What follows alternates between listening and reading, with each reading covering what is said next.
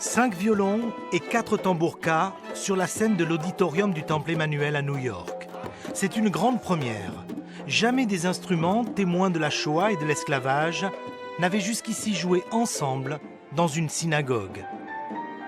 C'est quand même extraordinaire d'avoir pensé ce projet. On a un programme qui allie la musique yiddish, la musique classique et la musique guadeloupéenne. C'est tellement innovant, c'est tellement jamais vu et en même temps ça a tellement de sens.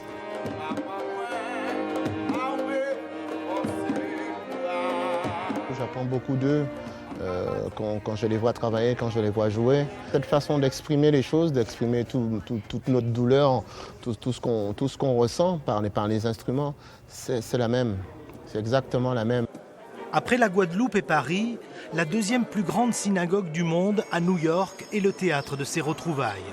Ce soir, dans cette ville toujours en effervescence et ouverte sur le monde, ces instruments entrent à nouveau en communion, en rythme et à l'unisson.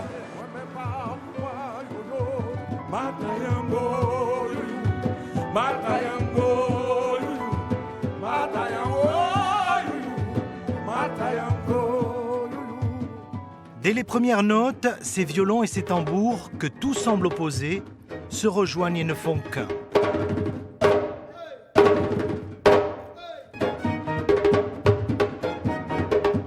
L'expression de la souffrance des prisonniers dans les camps nazis contraints de jouer pour leur geôlier, celle des esclaves qui se servaient de leurs tambours pour communiquer entre eux dans les plantations.